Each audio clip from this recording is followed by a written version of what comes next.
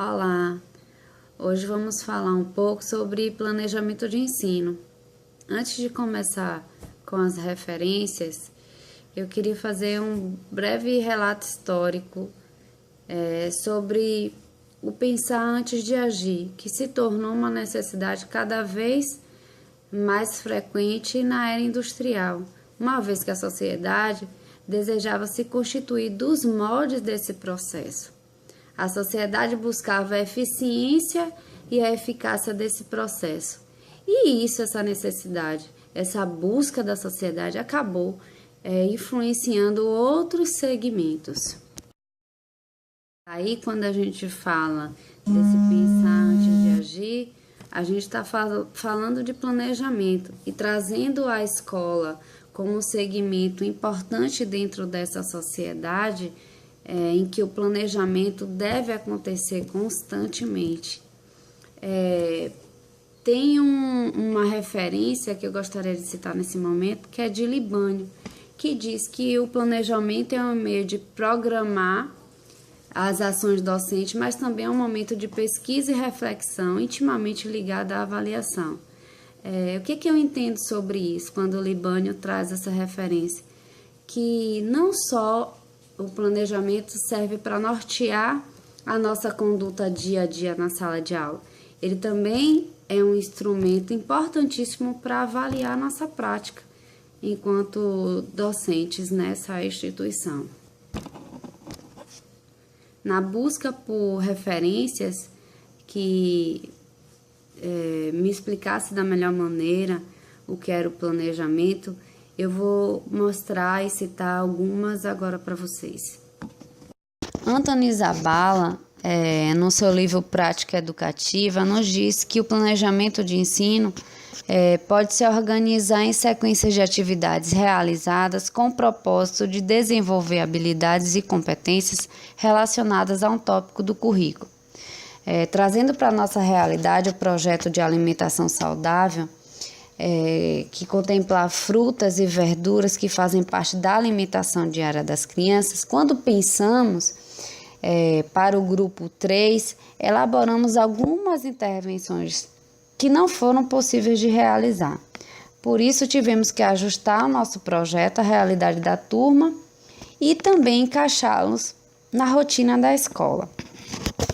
Isso transmite para a gente a relevância de um planejamento flexível, que é o desenvolvimento de tópicos quando eles se materializam.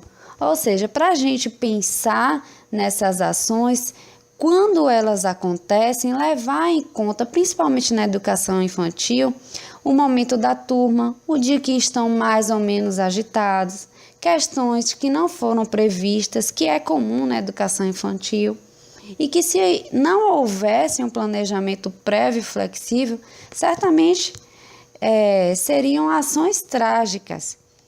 O que nós entendemos é que é importante na educação infantil elaborar uma sequência de vivências que envolvam as crianças, que tragam para a realidade delas uma linguagem adaptada a elas e que despertem o interesse. E se tratando das realidades, em que a qualidade é levada em consideração, temos o esmero dos profissionais como elemento que é o alicerce, ou melhor, a pedra angular de toda a prática pedagógica bem-sucedida, o planejamento. O planejamento está presente em quase todas as nossas ações, pois ele norteia a realização das atividades. Sendo assim, o mesmo é essencial em diferentes setores da vida social, tornando imprescindível também na atividade docente. E se tratando de planejamento de aula, é de fundamental importância para que se atinja êxito no processo de ensino-aprendizagem. A sua ausência pode ter como consequências aulas monótonas e desorganizadas, desencadeando o desinteresse dos alunos pelo conteúdo e tornando as aulas desestimulantes. De acordo com Libânio, o planejamento escolar é uma tarefa docente que inclui tanto a previsão de atividades didáticas em termos de organização e coordenação em face dos objetivos propostos, quanto a sua revisão e na adequação no decorrer do processo de ensino. Portanto, o planejamento de aula é um instrumento essencial para o educador elaborar sua metodologia conforme o objetivo a ser alcançado, tendo que ser criteriosamente adequado para as diferentes turmas, havendo flexibilidade caso se faça necessário as alterações. O ato de planejar facilitou muito a minha vida no estágio de regência, onde pude organizar e oportunizar vivências de forma a atingir metas estabelecidas. A elaboração deste planejamento foi possível de modificações, onde levei em consideração a necessidade e realidade das crianças do grupo em que atuei. Foi uma experiência ímpar, onde obtive uma série de vantagens que me recompensou o tempo e energia dedicada à sua construção. Alguns resultados foram imediatos, outros não. Porém, a prática da execução tem comprovado que são de longo e largo o alcance. Com certeza, a minha atuação não teria eficiência e eficácia se fosse dirigida pela improvisação. Turma, vou falar um pouquinho do planejamento de ensino, que foi o nosso tema escolhido. O planejamento ele deve estar presente em todas as atividades escolares, sendo a parte mais importante do projeto pedagógico, porque é através dele que traçamos as metas e as estratégias e criamos as possibilidades para a construção do conhecimento. O planejamento às vezes se torna de difícil compreensão, mas para facilitá-la, Turra e também outros, juntamente com outros autores, apresentaram uma sequência, onde primeiro era preciso conhecer a realidade para, a partir daí, iniciar a fase da preparação, que determina os objetivos, a seleção, a organização dos conteúdos, a seleção e organização dos procedimentos de ensino, a seleção dos recursos e seleção dos procedimentos de avaliação. Após essa fase é que colocamos o plano em ação e desenvolvemos o plano e em seguida passamos para a última fase, que é de aperfeiçoamento, onde consiste a avaliação, o feedback e o replanejamento.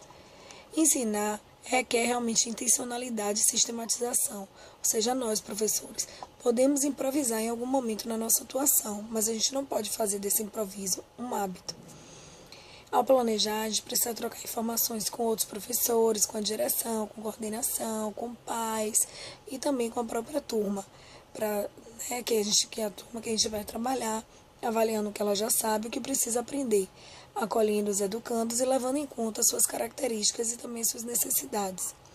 Como professores, precisamos organizar e coordenar nossas atividades, articulando o que acontece na escola também com o contexto que ela está inserida. Antes de iniciar o estágio, eu busquei conhecer o que estava trabalhando no grupo 3 e foi o grupo que foi escolhido e o que trabalharia no decorrer das 60 horas de estágio. Além disso, eu também conheci a turma e, a partir daí, comecei a planejar o que seria trabalhado com eles e como eu iria introduzir o projeto de alimentação saudável, que foi o projeto que a gente construiu na atividade 1 de PPP 6. Daí iniciei um novo planejamento com os conteúdos, com os objetivos, as estratégias, os recursos e também com a avaliação. Me envolvi no processo de ensino-aprendizado, buscando estimular a participação das crianças para que elas tivessem uma aprendizagem significativa. Dessa forma, o planejamento aconteceu, envolvendo a previsão de resultados desejáveis e os meios necessários para alcançar esses objetivos.